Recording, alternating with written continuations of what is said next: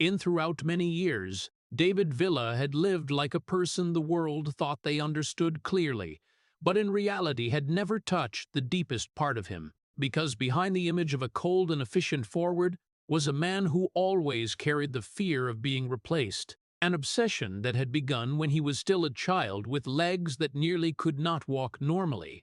From that moment, he not only learned how to play football, but also learned how to endure, learned how to stay silent, learned how to not let anyone see the cracks inside him, and that very silence had become a part of who he was.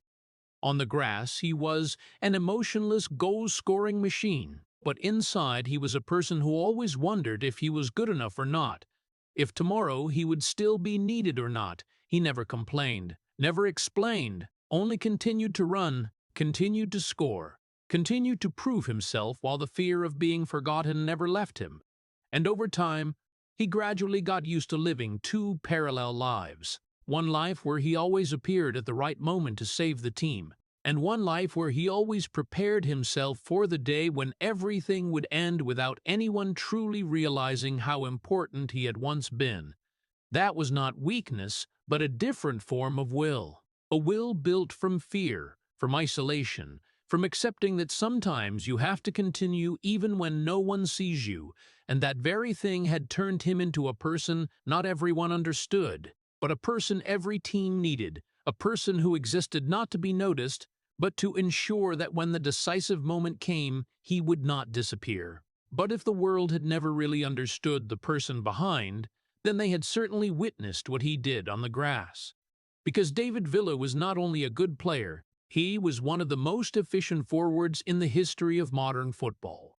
The person holding the record for most goals for the Spain national team with 59 goals in 98 matches, a key factor helping Spain win Euro 28 and especially the World Cup 2010, where he scored the decisive goals that took the team deep and made them world champions at club level. He shone brightly in the Valencia shirt with more than 100 goals before moving to FC Barcelona and winning the Champions League 2010 to 2011 with the team, La Liga, and many other major titles, including a goal in the Champions League final at Wembley, a moment that etched his name into history. After that, he continued to win more La Liga titles with Atletico Madrid and became a symbol of New York City FC in the United States, where he continued to score and inspire in the final phase of his career. Along with that were a series of individual titles, such as top scorer of O28, the Silver Boot of the World Cup 2010, and multiple inclusions in all-star teams. All of that not only proved his talent, but also showed a rare perseverance, a journey where he did not need to be the most outstanding, but was always the person who made the biggest difference when the match needed it. Before continuing into the journey behind that glory, please hit like and leave a heart, as an acknowledgement for the man who had quietly carried more than what the world had ever seen. And do not forget to subscribe to the channel, because the story ahead will reveal how a child who nearly lost everything learned how to live, endure, and never disappear. The goals that later made the whole world remember him did not begin from bright stadiums, but from a place almost no one saw. A small town in Asturias where life was tied to coal, to dust clinging to every window, every set of clothes, and even dreams that had not yet formed. David Villa grew up among people used to hard labor, to prolonged fatigue, and a future almost already set from when they were very young, where football was not a grand dream, but only a way to forget reality for a few short hours. And precisely in that environment, a child like him had learned to stay silent from very early, learned not to demand, not to complain, because around him no one had enough time to listen to such small things. But then the incident came when he was not yet old enough to understand what was happening, an accident that broke his thigh bone, a serious injury for a child, and in that moment, the only thing he could feel was not physical pain, but confusion, the feeling that everything could end before it even began. When the following days passed in a cast, in immobility, in worried looks that were not spoken aloud, he began to understand something many people take a lifetime to realize. that not everyone gets a chance to try again. And sometimes, just one moment is enough to change the entire path ahead. But what made his story different was not in that injury, but in the way he was forced to live with it. Because while many children would be comforted, would be soothed, he grew up in a family where softness almost did not exist. His father, a man used to the harshness of life, did not teach him how to accept weakness, but taught him how to fight against it. Every day, when his legs had not fully recovered, he had to train. Not for fun, but as an obligation. Not for entertainment, but as a way to prove that he could still stand firm. And what was special was that his father made him train with his left foot, not because it was the easier choice, but because it was harder, because it forced him to start over from the beginning. And in those long training sessions in isolation, with no cheers, no encouragement, only the sound of the ball hitting the wall and coming back, repeating like a circle without an end, he had no choice but to continue. And precisely in that seemingly meaningless repetition, something else had formed, not skill, but a fear. The fear that if he stopped, if he weakened, if he was not good enough, then everything would disappear once again. As he grew up, that fear did not disappear. It only changed shape, became a part of who he was that no one saw. On the grass, he could be the calmest person, the one who made the most accurate decisions in the most pressured moments. But deep inside, there always existed a voice that never stayed silent, reminding him that he had to do better, had to be faster, had to be more precise. Because with just one mistake, with just one moment of slowing down, everything could collapse. And the most painful thing was not having to live with that pressure, but that he had never really had the chance to escape it. Because from when he was a child, lying motionless with his legs in a cast, to when he became a professional player, he had never really felt safe, had never really believed that he was enough. And that very feeling of insecurity had become the drive that made him continue, but at the same time was also the burden he had to carry throughout his life. A burden no one saw, no one talked about, but was always there, silently shaping every run, every touch of the ball, and every decision he made throughout the journey ahead. That fear did not disappear when his legs healed. It only quietly followed him into the first years of his football journey. When David Villa began playing at youth levels and then took his first steps in the professional environment, he was not the name that made coaches stop and pay attention immediately, not the type of player everyone looked at and said this was a special talent. There was no glamour, no plays that made spectators jump to their feet. He was simply a person who did exactly what needed to be done, scored when there was a chance, moved at the right time, but in a world always drawn to outstanding things. What he did was often seen as obvious, and that very silence made him continue to be placed in the background, like a shadow that people only noticed when it disappeared, not when it was existing. In the locker room, he was not the one who talked much, not the one who told stories or drew attention. He listened more than he spoke, observed more than he showed, and over time, that was no longer just personality, but became a mechanism for survival, because he had learned that the less he revealed, the less risk he had of being judged. The less he spoke, the more he could keep what was most real to himself.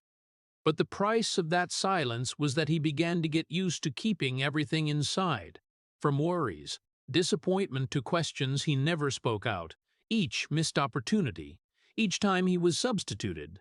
Each time he saw someone else get more attention, he did not react, did not complain, only nodded and continued, as if it did not affect him.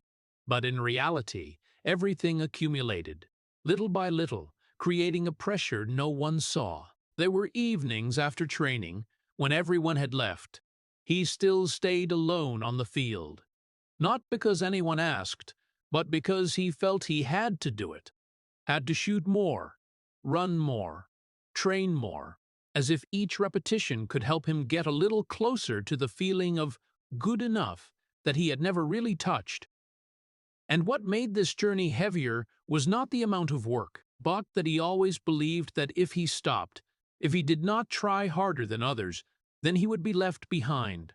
A belief not spoken, but always present in every action, making him not allow himself to rest in the way others could. Gradually, something began to form that even he did not realize right from the beginning. That was the existence of two people in the same body. One person that everyone saw, calm, focused, not affected by pressure, always ready in important moments, and another person that only he knew, always worried, always questioning, always preparing for the worst case. Those two states did not oppose each other clearly, but existed in parallel, intertwined to the point they were hard to separate.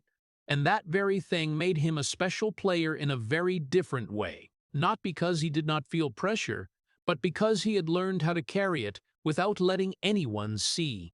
In the first matches at a higher level, when the pace was faster, the pressure greater, he did not try to stand out, did not try to become the center. He only tried to exist, tried to fulfill his role, and step by step, that helped him move up, but at the same time also reinforced a different feeling, that he always had to prove more than others to get the same recognition, that one goal might be enough for others, but for him, it was only the next step in a long chain of things he needed to do to not be forgotten, and that very feeling made him never really feel relieved.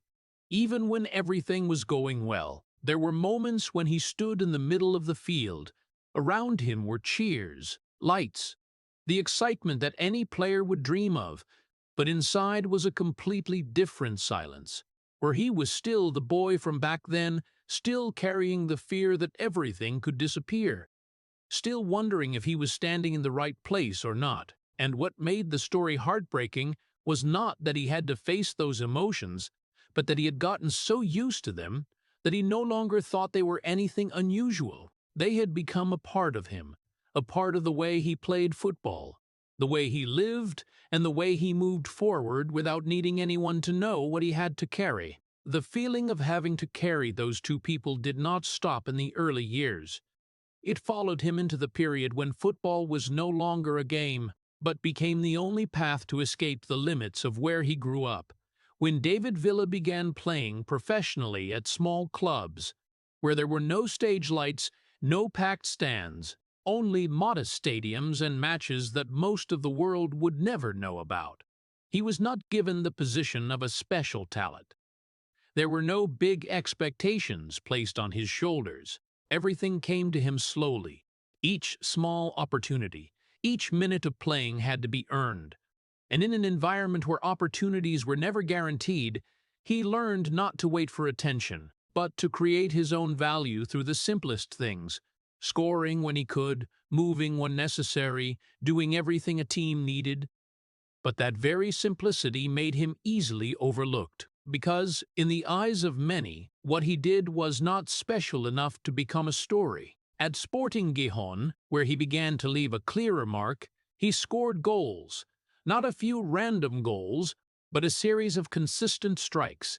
Clear proof that he knew how to do his job. But even when the numbers started to rise, the attention he received was still not proportional. There were no big headlines, no resounding praises. He was still a name in the background, as if what he did was only the minimum a forward should do, and that made him fall into a strange state, where he could not stop, but also could not feel he had reached somewhere, because each step forward seemed not enough to change the way the world saw him. There were matches where he scored decisive goals, moments that, if it were another player, would probably have become the center of every conversation. But for him, everything quickly passed. The match ended, the next day came, and he returned to his job as if nothing had happened, not because he did not want recognition, but because he had gotten used to not expecting it. But deep inside, there still existed a feeling hard to name, a fatigue not from the physical but from having to continuously prove himself without knowing when it would be enough. A loop without an end, where each success was only the reason to start over again. When he moved to Real Zaragoza, opportunities began to open up more. The stage was bigger, opponents were stronger, and with that came greater pressure. But the way he faced it all still did not change. He did not try to become the center, did not try to attract attention. He only continued to do what he had always done, scoring, moving, supporting teammates. And step by step, he built a more solid position for himself. But even when he became an important part of the team, the feeling of being overlooked still did not completely disappear. Because in an environment where big names always took all the attention, people like him, people who did their job quietly, were often not mentioned as much as they deserved. What made this period heavy was not that he was not successful, but that he had to do more to achieve the same level of recognition. Each match was not only a professional challenge, but also a silent battle to prove that he deserved to be there, that he was not a temporary choice, that he could exist at a higher level, and that very pressure made him not allow himself to make mistakes, not allow himself to slow down, because in his mind, one mistake could pull him back to the starting point, where everything had to begin again. There were evenings after matches, when everything had settled down, when there was no more noise, no more light. He sat alone with thoughts he never shared with anyone, wondering if what he was doing was really being seen or not, if all those efforts would lead to anything different or not.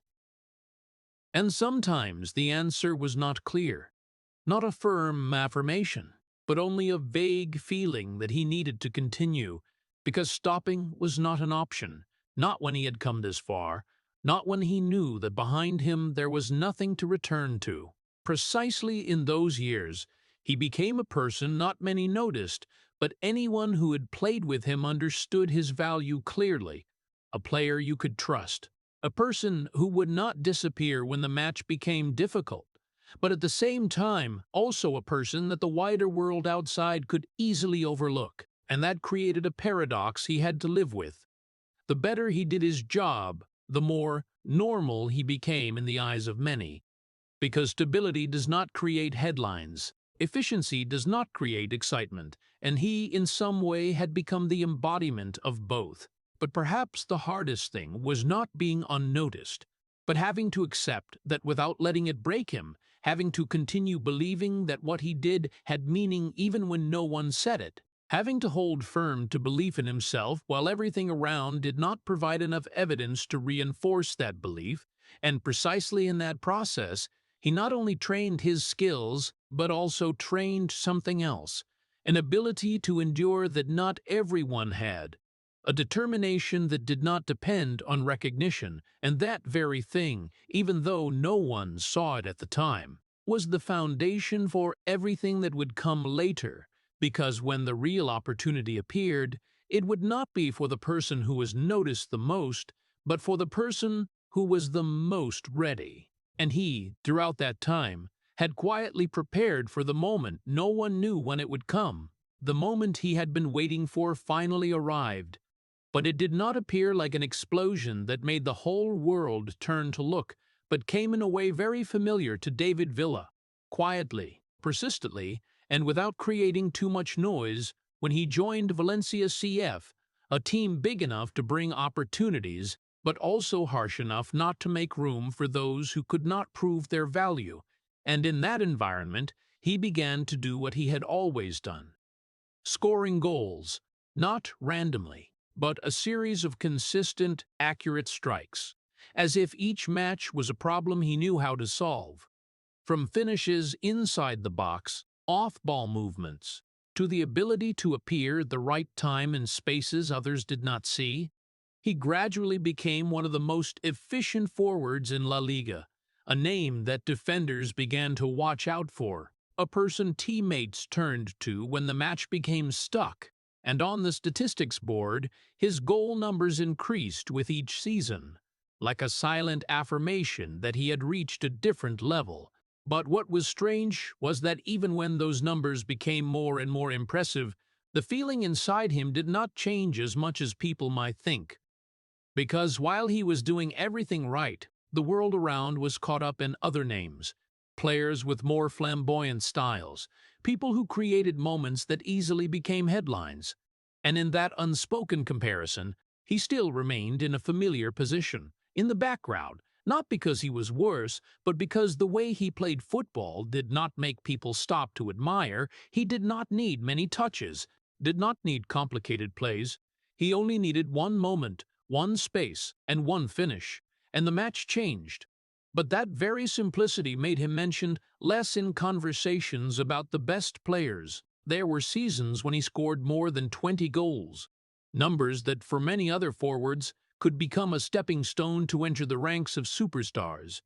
But for him, that seemed to be only what was expected, not something astonishing, and that very thing created a special pressure, a pressure not coming from others' expectations, but from himself, because he knew that if he did not maintain that form, if he slowed down even a little, he could return to the position he had once been in, where every effort could easily be forgotten, and therefore he did not allow himself to slow down, did not allow himself to have ups and downs that other players could experience. Each goal did not bring complete relief, but was like a reminder that he had to continue, had to hold firm, had to prove that it was not a coincidence, that he was not just a short phase, and over time, that turned into a loop, where success was no longer the destination, but the minimum state to exist, a standard he had to maintain rather than surpass.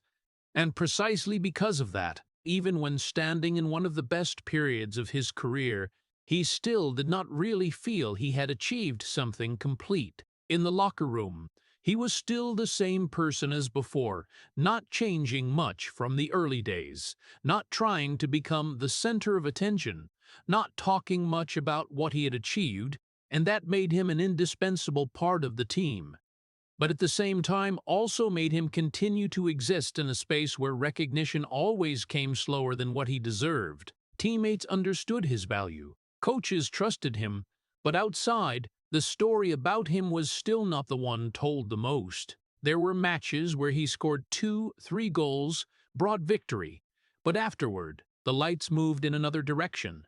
Another story, and he, as usual, walked off the field without carrying too much emotion, not because he did not care, but because he had gotten used to keeping everything inside, used to letting the numbers speak for him, even though he knew that sometimes numbers were not enough to tell the whole story. And precisely in that seemingly most brilliant period, a different feeling began to become clearer. A feeling that even though he had come very far from the starting point, even though he had achieved things the boy from back then had not even dared to think about, there was still a void he could not fill, a void not related to titles or goals, but related to being recognized in a complete way, being understood not only through what he did, but through who he really was. But that seemed like it would never happen, because in the world of football, people usually remember moments, not journeys. And he, in some way, was the embodiment of a long journey that was not easy to summarize in a single moment. So he continued to score, continued to move, continued to do what he had always done, not because he was looking for final recognition, but because he did not know how to live differently. Because for a very long time, football was not only work, but the only way for him to face himself, to face the fears he had never really escaped. And in that silence, in that repetition, he built a career that anyone looking at had to acknowledge, but at the same time also carried a feeling that not everyone could understand. The feeling that even when you are at the peak, there is still a part in you that is never really reached where it wants to go. And then, when stepping onto the biggest stage a player could reach, where every run was followed by the whole world, where every moment could become history, David Villa did not change. He did not become louder, did not try to become the center of attention.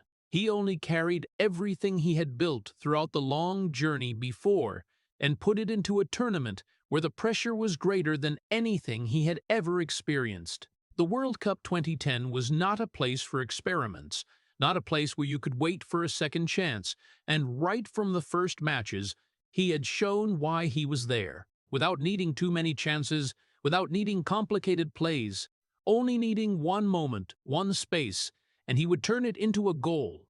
Each of his strikes not only decided the score, but also created belief in a team that had failed for many years in major tournaments. He not only scored, he brought the feeling that this time everything could be different, that this team could go further than they had ever done before. Throughout the tournament, he continuously appeared at important times. His goals were not random moments, but the result of preparation, of the ability to read the match, of knowing exactly where he needed to stand, when he needed to move, and in a team full of talent, where each player had their own role, he was the finisher, the one who put the period on the efforts of the whole team.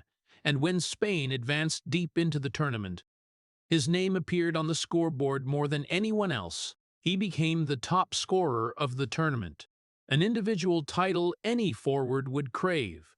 But what was notable was the way he achieved it, without ostentation, without eye-catching celebrations, only runs, finishes, and then the familiar silence. When Spain finally lifted the world champion trophy, that was a historic moment, not only for the team, but also for an entire generation of players who had waited too long to have this feeling. And in that overall picture, he was an indispensable part, one of the main factors that took the team to the peak.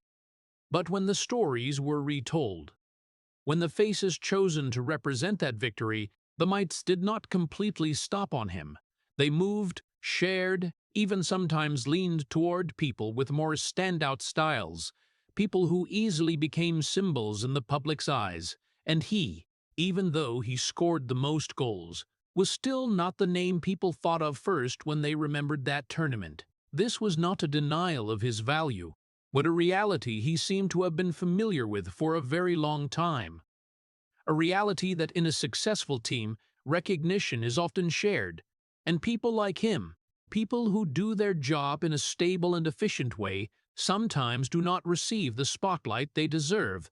And instead of fighting against that, he chose to continue as before, not changing the way he played, not changing the way he expressed himself. Still the person who appeared at the right time, still the person who did his part without needing to be mentioned more. There were moments in that tournament when he could have chosen a different way, could have tried to stand out more, show more, but that was not who he was, because for a very long time he had accepted a role not everyone wanted, the role of the person who did everything necessary but did not demand attention, and that very thing made him different, not because he did not have the ability to become the center, but because he did not need to in order to create influence. After the tournament ended, when everything gradually calmed down, when new stories began to appear, when the lights moved to other stages, he returned to his familiar life, carrying the biggest title a player could achieve, but also carrying all the emotions he had always kept inside, with no sudden change, no complete release, only a continuation, one more step in the journey he had started a very long time before.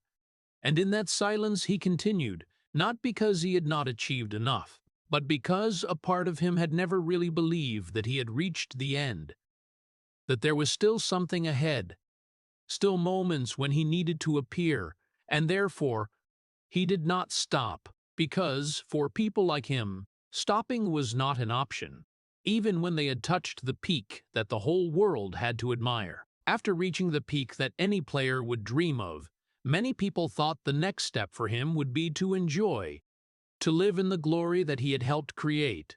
But for David Villa, the journey had never followed such a predictable path. When he joined FC Barcelona, that was a big step in his career. An opportunity to play for the strongest team in the world at that time, where everything was operated at a nearly perfect level, where each player was a part of an almost flawless machine, and with what he had shown before, the expectations placed on him were not small. People believed he would continue to do what he had always done, score goals, create differences, and become one of the centers of the attack. But very quickly, he realized that this was not an environment where he could keep his old self, because Barcelona was not built around a single forward.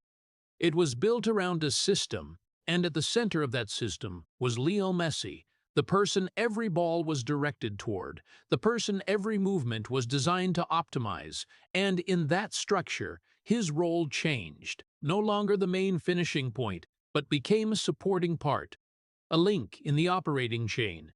A person who had to move to create space, had to drop deep when necessary, had to play wider instead of focusing in the center like before.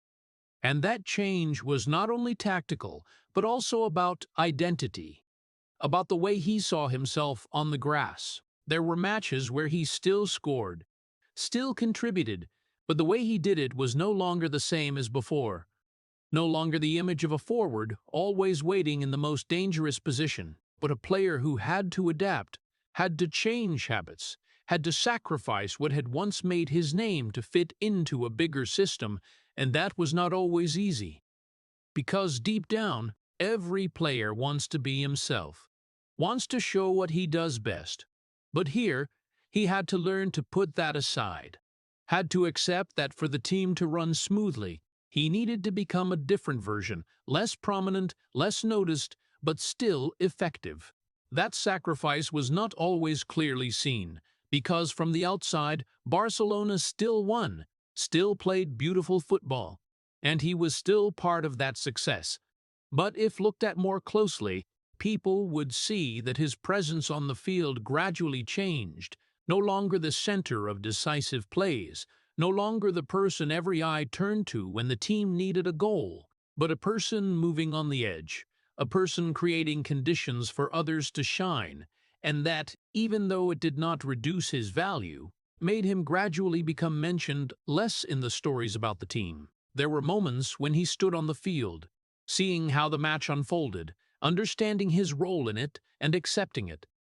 But that did not mean there were no conflicts inside him, because giving up a part of himself, even for a bigger goal, always came with a feeling of loss, a feeling that something was gradually leaving, not because he no longer had the ability, but because the circumstances no longer required him to express himself in the old way, and over time, that feeling became clearer, not a sudden shock, but a slow change, almost impossible to notice if not looking back. He still played, still contributed, still had important moments, but the frequency with which he became the focus gradually decreased, and with that, his presence in the minds of the fans also changed. No longer the first name mentioned when talking about Barcelona, no longer the image representing the victories, but a part of the collective, an important part, but not the most prominent one, and that created a familiar feeling. A feeling he had experienced before, only this time it happened at a higher level, in a bigger environment, where the competition came not only from opponents, but also from the very people standing next to him. However, he did not react in the way many people might expect. There were no complaints, no signs of dissatisfaction. He continued to do what he had always done, adapt, adjust, and contribute to the best of his ability, because, for him, value did not lie in how much attention he received, but in how much he could contribute to the team. But that did not make the process any easier, because inside, there was still a part of him, the part that had once been the center, the part that had once been the decider, and having to put that part aside, day after day, match after match, gradually created a gap between the person he was on the field and the person he was in his thoughts. And precisely in this period, the concept of the two lives he had carried for a very long time became clearer than ever. One life where he was part of the greatest team, winning titles, playing the football the whole world admired, and another life where he had to face gradually losing the position he had once been familiar with, gradually becoming a supporting factor instead of the center, gradually learning how to exist in the space where his presence was no longer as clear as before. And that was not a failure, but a transition. But a transition that not everyone could accept easily. Over time, if looked at from the outside, there might not be anything too big changing. Barcelona still won. He was still in the lineup, still contributed to the titles, But if looked at from the inside, something had changed. A feeling that he was gradually moving away from the version of himself he had once known. Not because he wanted to, but because that was necessary in the circumstances, and in the familiar silence. He continued to move forward, not stopping, not turning back, only progressing, carrying everything he had once been, even when the world began to see him in a different way. That silent change had not yet stabilized when another incident came. This time no longer a tactical adjustment or a feeling of being overshadowed, but a real fall. A fall that made everything stop in a way he had feared since he was a child.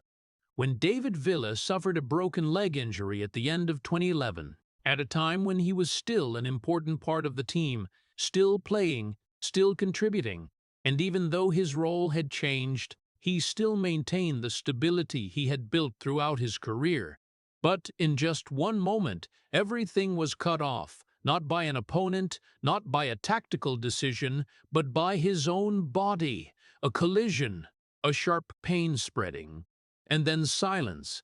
A silence completely different from what he had been used to. Not the silence of the inner self, but the silence of not being able to continue. When lying on the stretcher leaving the field, the images people saw were only an injured player.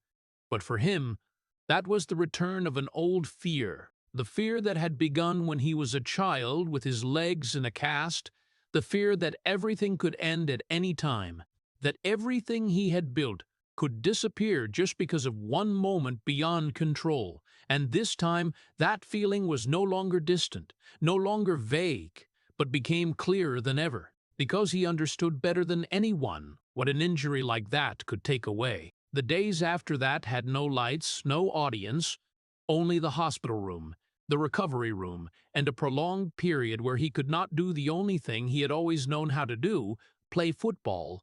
Each morning, waking up was no longer preparing for a match or training session, but facing the slow, painful, repetitive recovery process, where each small step forward was tiny, and each slowdown made the worry greater.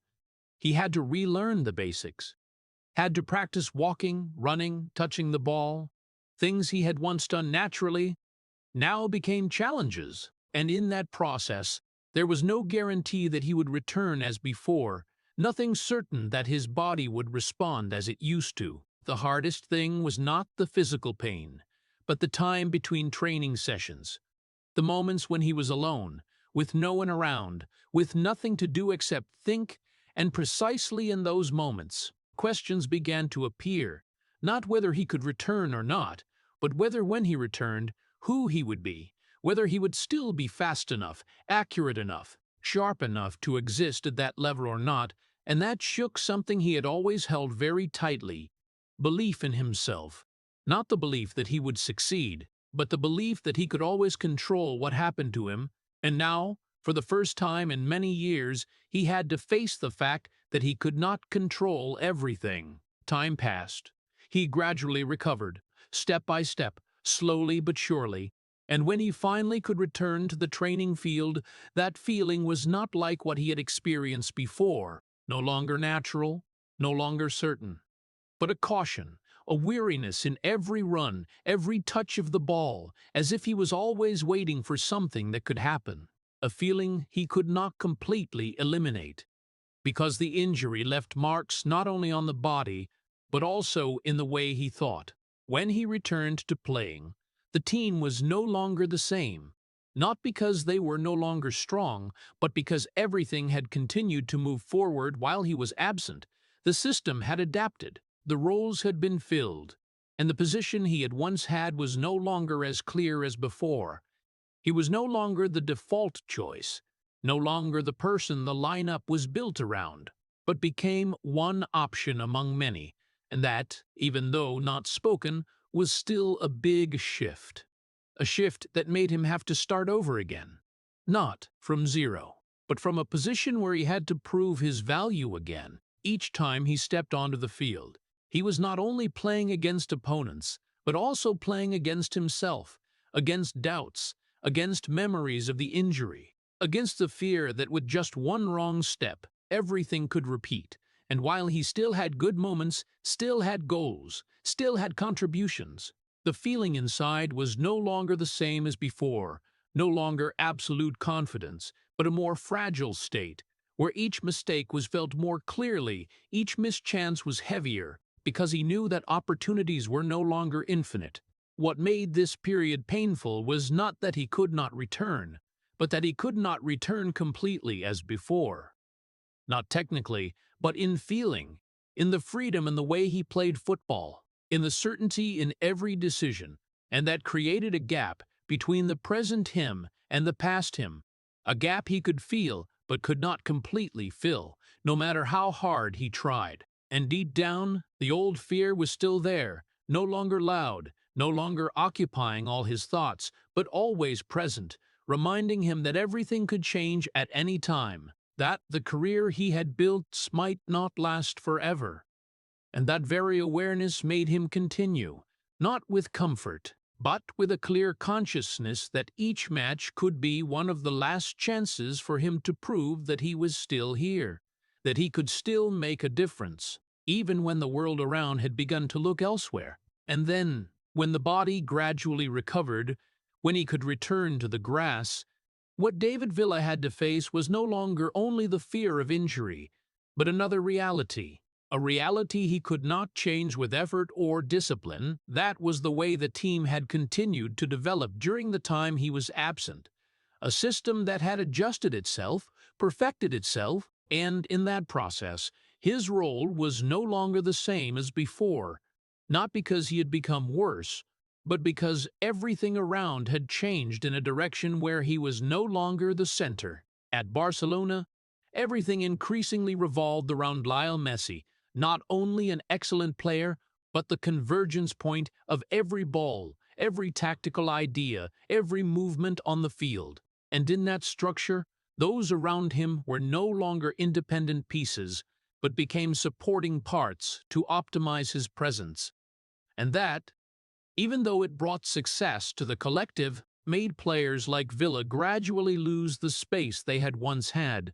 No longer situations designed specifically for them, no longer moments where he was the natural finishing point of a play, but instead he had to adapt, had to move in a way that served a different central axis. At first, he accepted that as part of top-level football, where you do not always get to play the way you want, where sacrifice is necessary to achieve big titles, and he did that professionally, without reacting, without complaining, continuing to play with the discipline he had always kept. But over time, something else became clearer.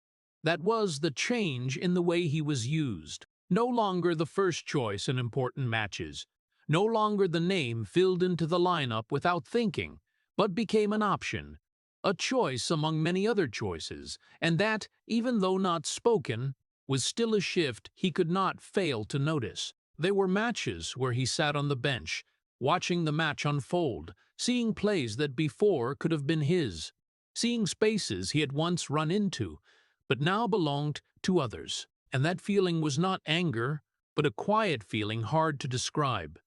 A realization that the story he had been an important part of was continuing without needing him in the old way, that the team still operated, still won, still moved forward, even when he was no longer at the center, and that, even though it was a sign of a strong system, was a truth hard to accept for any player who had once been used to making a difference. He still had opportunities, still got to play, still scored in certain moments, but that frequency was no longer as before, no longer enough for him to feel he was an irreplaceable part. And that created a familiar feeling, the feeling he had experienced in the early years.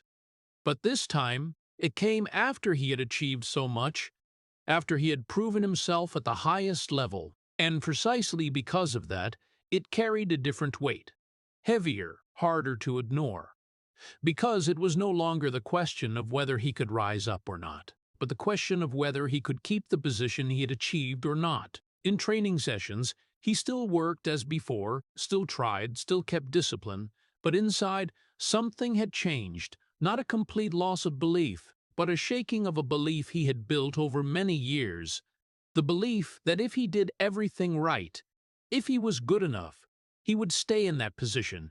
But now he began to understand that football does not always operate according to that logic, that there were other factors, changes he could not control, and that made him face a reality he had tried to avoid for a very long time, that perhaps it was not because he was not good enough, but simply that his time was gradually passing. There were moments when he stood on the field, no longer feeling he was the center of the story, but a part of a bigger picture, a picture he no longer controlled, and in those moments he could not help but wonder if this was how everything ended, not with a clear collapse, not with an injury that made him unable to play, but with a slow shift where you were still there, still working, but gradually no longer the most important part of what was happening. What made this process painful was not that he was completely removed, but that he was still capable enough to play, still good enough to contribute, but no longer the priority choice, a halfway state that not everyone could understand because from the outside everything was still fine. He was still a Barcelona player, still in the lineup, still winning titles, but from the inside, he knew that his role had changed, that he was no longer the person the team depended on like before, and that created a gap between what the world saw and what he felt. And precisely in this period, he began to realize something he had perhaps felt for a very long time, but had never faced directly. That his story, the story he had written with every goal, every run, was gradually moving to another chapter, not a complete end, but a transition, where he was no longer the main character, where the lights gradually shifted to others, and he had to learn how to exist in a new role, a role he had never really prepared for, but had no other choice but to accept. He did not say it out, did not share with the media, did not try to change the story. He only continued as he always did, playing when given the chance, training when not on the field, keeping the discipline he had built since he was a child. But inside, there was a change no one could see, an acceptance gradually forming, not surrender, but an understanding that there were things you could not keep forever, that there were roles that only existed for a certain period of time, and when that time passed, the only thing you could do was to keep moving forward, carrying everything you had once been, even when the world began to tell the story, without mentioning you as much as before. And while everything on the grass gradually changed in a way he could not control, David Villa still kept an image the world had been familiar with for a very long time. A person who always smiled in front of the camera, always answered interviews with calmness, always showed professionalism without revealing any sign of what was happening inside. For the fans, he was still the model of an ideal player, not controversial, not creating noise, never letting emotions exceed limits. And that very stability made him become an image easy to trust, a face people could look at and feel. Everything was still on the right track. But behind that smile, behind the short and controlled answers, was a man who was gradually getting tired, not because he no longer loved football, but because he had had to carry too much for too long a time. When leaving the grass and returning home, he stepped into a completely different role, a husband to Patricia Gonzalez, a father of 3 children, where he was no longer a forward, no longer the person who had to score, but simply a man trying to be present in his family's life. And in those moments, he found a peace that the grass could not bring. Meals with family, quiet evenings, the laughter of his children, all those small things helped him temporarily forget the pressure, helped him return to a different version of himself, a version not judged by goals or form, but by presence and affection. But even in that space, the struggle between the two lives still did not disappear, because football was not only work that he could leave behind when stepping off the field. It was a part of who he was, a part of his thoughts, of his emotions, and therefore there were times when he was with family, but his mind was somewhere else, thinking about the next match, about form, about his position in the team, about what he needed to do to not be left behind, and that created a gap that he did not always realize, a gap between being there and truly being present. There were important moments in family life that he could not be there for. Birthdays, special occasions, times when his children needed him more. But the match schedule, the away trips, the training sessions did not allow him to choose, and each time like that, he did not say much, did not explain at length, only accepted, as he had always done with everything in his life, but deep inside, there always existed a feeling hard to name, a regret not expressed, a question he never spoke out, whether all that he was doing was worth what he was missing. The fatigue did not come suddenly. It accumulated, little by little, through each season, through each match, through each time he had to stand up after a failure, through each time he had to adapt to a new role, through each time he had to stay silent instead of saying what he felt. And over time, it became a part of him, a state that was almost normal, where feeling pressure, feeling tired was no longer anything unusual, but a part of daily life. What made the story heavy was not that he had to endure all of that, but that he never allowed himself to share it. Not with the media, not with the fans, not even completely with those closest to him, because for a very long time he had learned how to keep everything inside, had learned that revealing could make him weaker, that staying silent helped him control more, and therefore, he continued to smile when needed, continued to answer questions calmly, continued to appear as the version the world expected, even when inside, everything was no longer that simple. There is a very special loneliness in living two lives like that. One life where you are seen, admired, respected, and another life where you have to face yourself, with thoughts no one hears, with emotions no one sees. And the hardest thing is not switching between those two states, but keeping the two from colliding with each other, keeping the smile from being affected by what is happening inside, keeping the stability from being broken by doubts, and that requires a strength not everyone recognizes. And perhaps what made him continue was not that he did not feel tired, but that he had gotten used to that tiredness, had accepted it as part of the journey, as a price he had to pay to maintain the life he had built, and in that silence, in that continuation, he became a person the world saw as a symbol of stability, but at the same time also a man who was gradually wearing down from what he never spoke out, a man who still continued to move forward, not because everything was easy, but because he did not know how to stop. And then, after everything that had happened in silence, another big change came. But this time it was not an injury, not a role adjustment, but a step he understood could not be avoided. When David Villa left FC Barcelona, there were no shocking statements, no long farewells, no prolonged controversies in the media. Everything happened in the way he had always lived, quietly, controlled, and almost without leaving a scratch on the surface of the story. For the outside world, it was only a transfer, one more step in the career of a player who had passed the peak. But for him, it was a moment when he had to face what he had felt for a very long time, that his time at the center had passed, that the position he had once held no longer belonged to him. No one stood up to stop him. There were no calls for him to stay, no big debate about whether he should leave or not, and that very silence carried a special meaning, not a lack of respect, but a clear sign that everything had reached the point where nothing more needed to be said.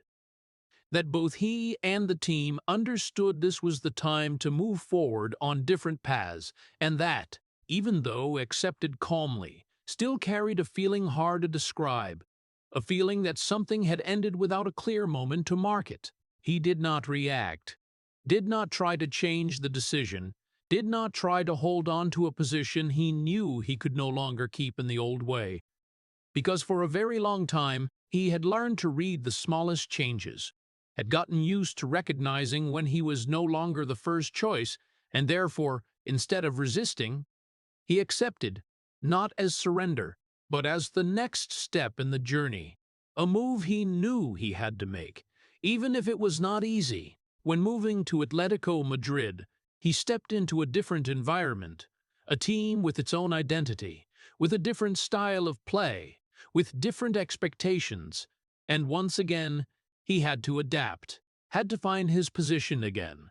But this time, the feeling was no longer the same as before, no longer a beginning full of hope, but a transition period where he no longer tried to become the center, but focused on contributing to the best of his ability, bringing experience, discipline, and everything he had accumulated throughout the years before. What was notable was the way he went through this period without public regret, without words about how things could have been different, without clinging to the past. He did not try to hold on to his image at Barcelona, did not try to prove that he still deserved that position.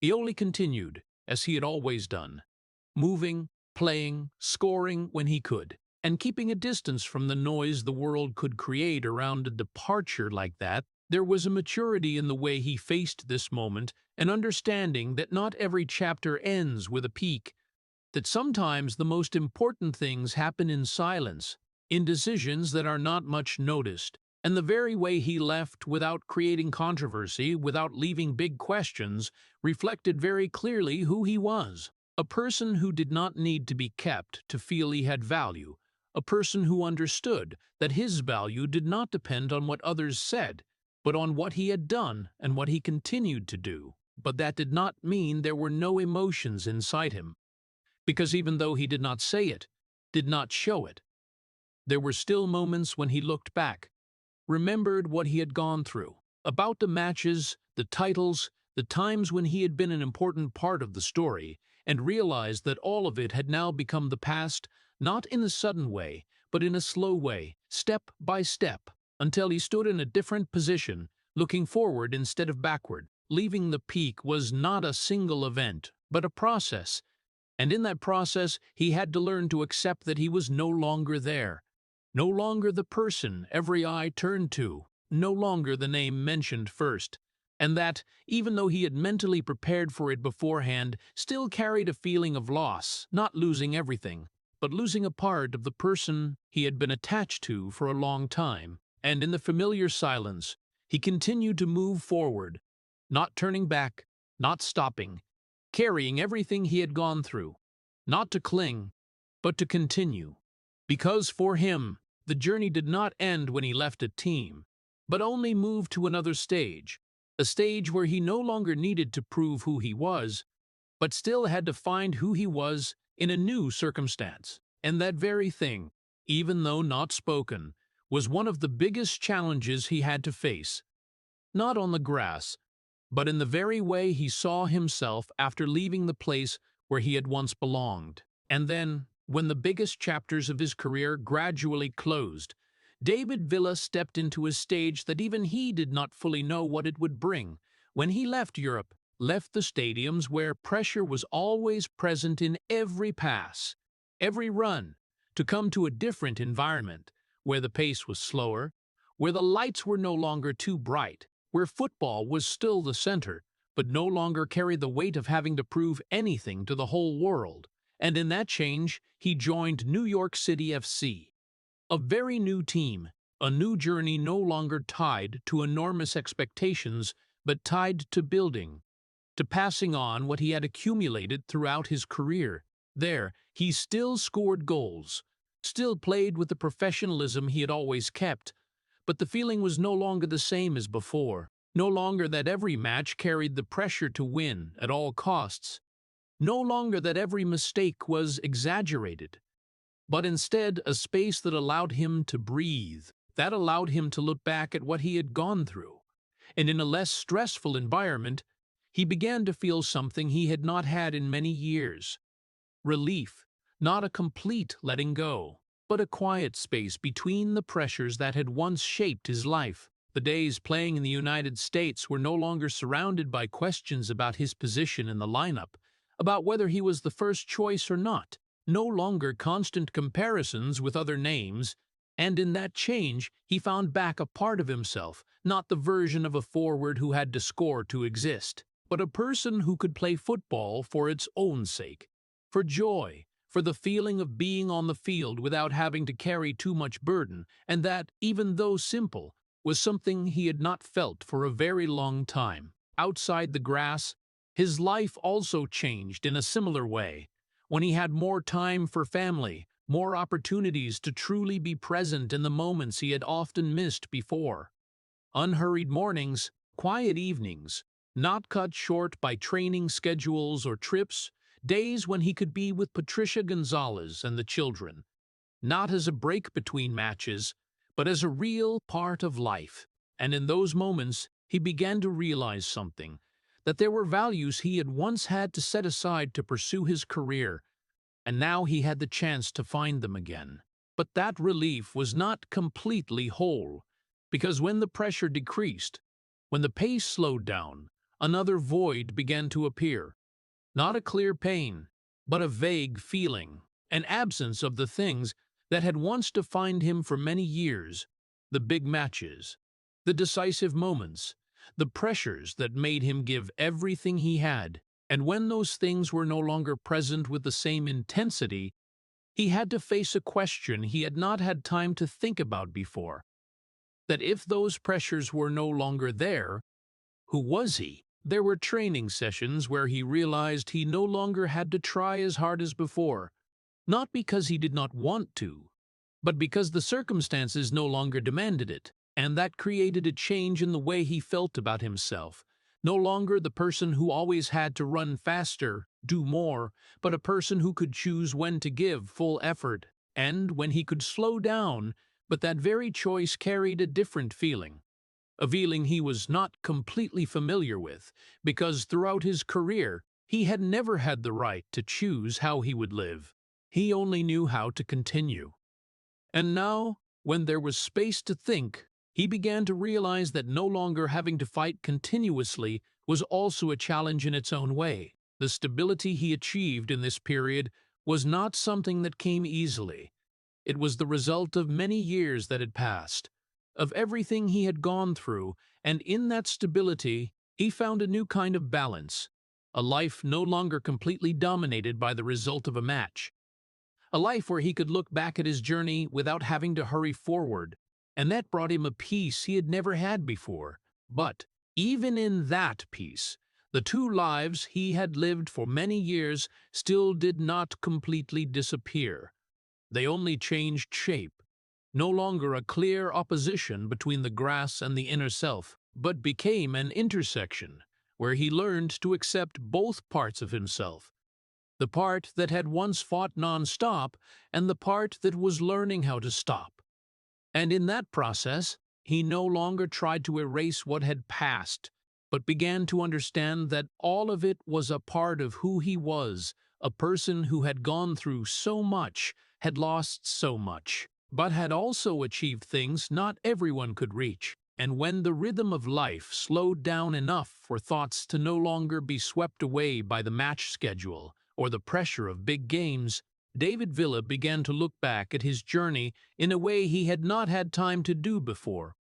Not to judge right or wrong, not to compare what had been achieved with what had been lost, but simply to understand more clearly the path he had traveled. From a boy who grew up in a poor mining town, with legs that had once been broken and an uncertain future, to a player who had stood at the peak of world football. All of that did not happen like a seamless story, but was a chain of separate moments. Times of standing up after seeming unable to continue, decisions he had to make without clear answers. When looking back, he began to realize that there was one thing that had gone with him throughout that journey, not talent, not titles, but the fears he had never spoken out. The fear that he was not good enough, the fear that everything could end at any time, the fear that no matter how hard he tried, he could still be replaced. And what was special was that those fears did not disappear when he succeeded. They only changed shape, became more subtle, harder to recognize, but were still there, silently influencing the way he thought, the way he played football, and the way he saw himself. There were moments in his career where, from the outside, everything seemed perfect, the goals, the titles, the praises. But inside, he still carried a doubt he could not eliminate, a repeated question whether all of that really reflected who he was or not, or was only the result of certain circumstances, and that very doubt made him never completely relax, never allow himself to believe that he was enough. Because a part of him always waited for a moment when everything would collapse, a moment when he would have to start over from the beginning. The difference between the person the world saw and the person he felt became clearer when he had time to think. On the grass, he was the symbol of stability, of efficiency, of a person who always appeared at the right time, an image any team would want to have.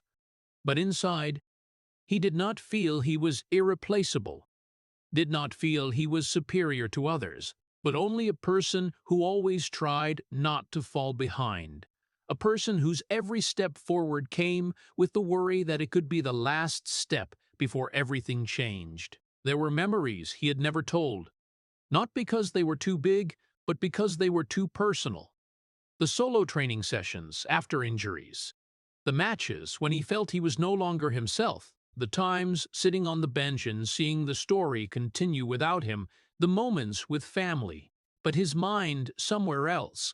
All of that did not appear in interviews, did not become part of the public image, but were what shaped who he was more than any title. And when the years of playing gradually receded into the background, he no longer felt the need to keep distance from those things, no longer needed to hide or control every emotion, because he began to understand that what he had gone through, both good and difficult, was all part of the journey.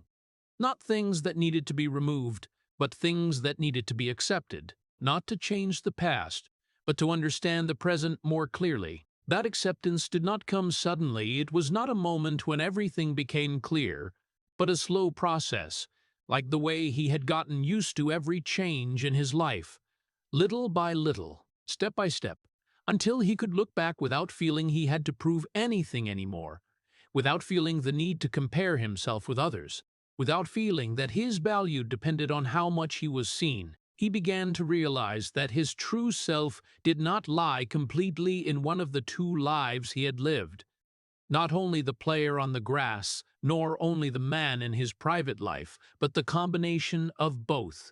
What happened when he had to balance between pressure and peace, between recognition and silence, between what he showed and what he kept, and precisely in that combination, he found a feeling he had not had for many years, a feeling that he did not need to choose one of the two, that he could be all that he had once been, without needing to explain. And perhaps the most important thing he understood was not what he had achieved, but how he had continued, had carried the fears, the doubts, the pressures, without letting them stop his journey, had lived two lives without letting them break each other.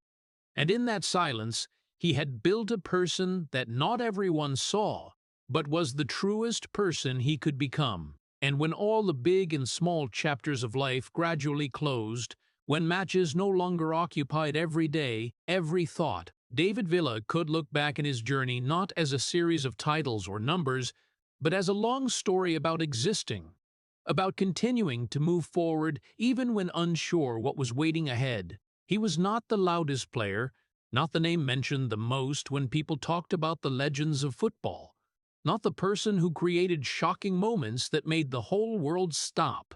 But he was one of the very few people that any team could rely on when needed. A person whose value did not lie in how many times he appeared on the front page, but in being there at the right time, doing exactly what needed to be done and then quietly moving forward. His journey was not a straight line going up non-stop, but a chain of stages. Times when he had to start over, times when he had to adapt to roles he did not choose. From a child who once faced the risk of not being able to play football, to a player who had to prove himself at small clubs, to a top forward in La Liga, then a part of the greatest team in Spain's history, then becoming a piece in a system where he was no longer the center, and finally a person finding balance again in the final years of his career. All of that did not create a perfect image, but created a real person, a person who had gone through so many states that not everyone could experience. He was not the person who redefined football, did not change the way this game is perceived, did not create an era revolving around himself, but he was an indispensable part of the moments that defined an entire generation.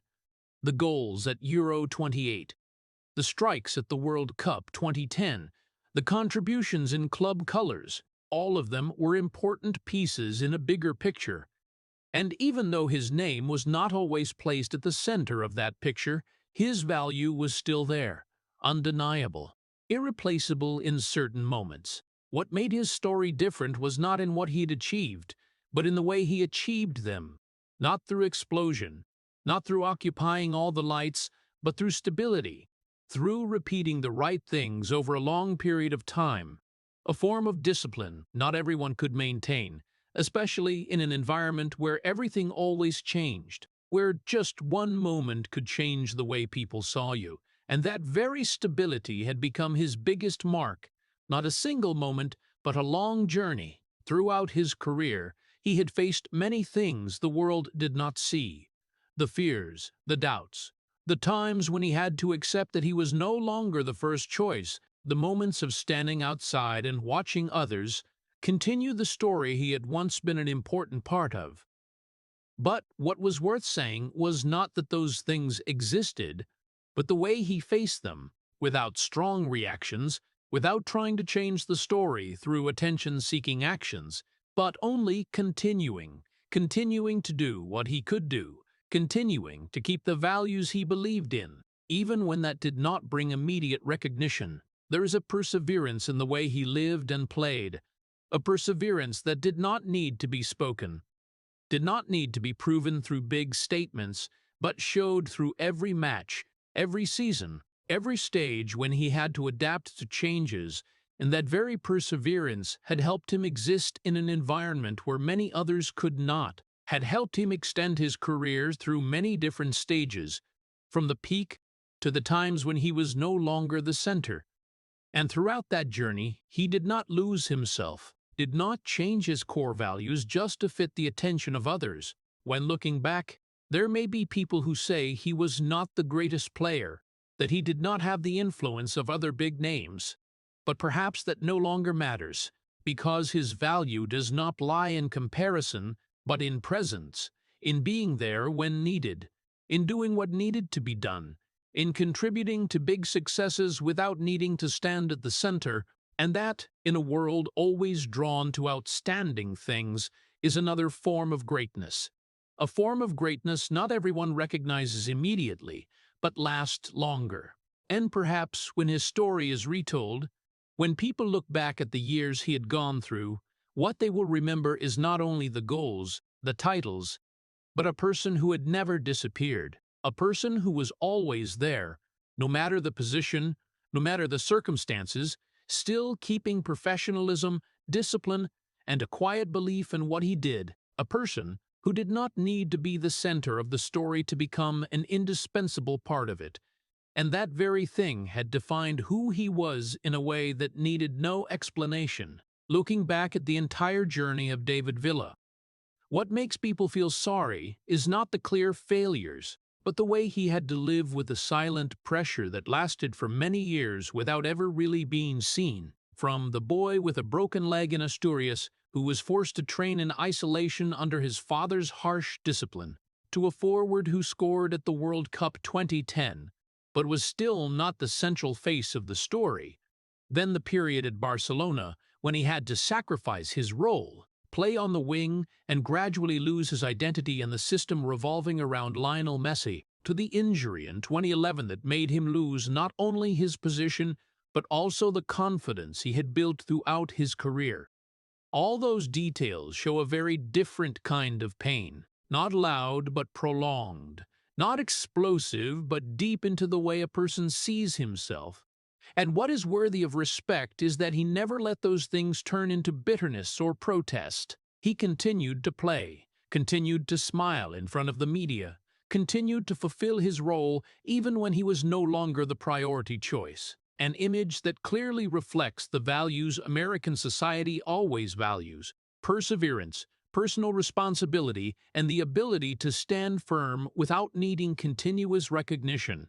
His story reminds us that success does not only lie in being seen the most, but in how long you can maintain your value, even when the world has begun to look in another direction. And in an era where everyone wants to be the center, perhaps the biggest lesson is to learn how to be like Villa, to continue doing your job right, to keep discipline and dignity.